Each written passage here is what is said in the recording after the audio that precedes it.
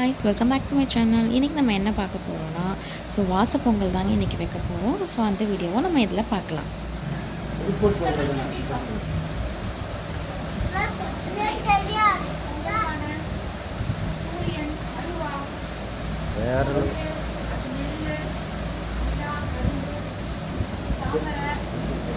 பையனை அது கூப்பிட்டா இந்த வீடியோவில் என்னென்னு பார்க்கணும். இன்றைக்கி மாட்டுப்பொங்கல். மாட்டுப்பொங்கல் அன்றைக்கி நம்ம வீட்டில் பெண் குழந்தை இருக்கிறதுனால வாசப்பொங்கல் வைப்போம். சாயந்தரம் நேரத்தில் சாணி வலிச்சு விட்டு கோலமெல்லாம் போட்டதுக்கப்புறம் குழந்தை கையால் பூவை பறித்து நம்ம வாசலில் வந்து வெண்பொங்கல் வைப்போம், இல்லைன்னா சக்கரை பொங்கல் நம்ம வைப்போம். இன்றைக்கி வந்து நம்ம இதை ஸ்டார்ட் பண்ணியாச்சு. நமக்கு வந்து ஃபஸ்ட்டு பையன். அவரால் நம்ம வந்து அடுப்பும் ஏற்றி விறகும் வச்சாச்சு. அவர் பாருங்க ஜாலியாக இருக்கார்.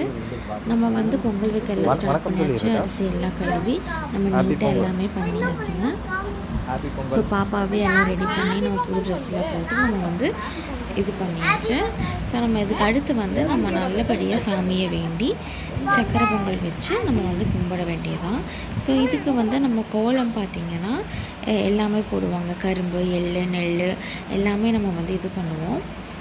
நம்ம வந்து பிள்ளையார் பிடிச்சி வச்சிட்டோம். சாணமில் தான் நம்ம வந்து பிள்ளையார் பிடிக்கணும். அப்படி சாணம் இல்லைன்னா நம்ம மஞ்சளில் கூட பிடிச்சி வச்சுக்கலாம். நல்லபடியாக பொங்கிடுச்சுங்க. கொஞ்சமாக ஒரு கைப்பிடி அரிசியை போட்டு நம்ம வந்து ஸ்டார்ட் பண்ணணும். அரிசி போட்டதுக்கப்புறமா நமக்கு தேவையான தண்ணியை எடுத்துகிட்டு நம்ம பச்சரிசியை போட்டு நம்ம ஆஸ் யூஷுவல் பொங்கல் வைக்கிறோங்க.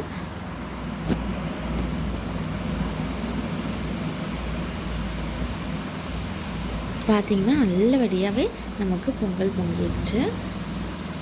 பார்த்திங்கன்னா சொன்ன மாதிரியே நம்ம அரிசியை வந்து சாங்கியத்துக்கு போட்டுட்டு வேணுங்கிற அளவுக்கு தண்ணியை எடுத்து நம்ம பருப்பும் அரிசியும் நமக்கு தேவையான அளவுக்கு போட்டு நம்ம பொங்கல் வைக்கலாம். நல்லபடியாக பூஜையெல்லாம் கும்பிட்டு எல்லாருமே சந்தோஷமாக இதை செலிப்ரேட் பண்ணுவாங்க.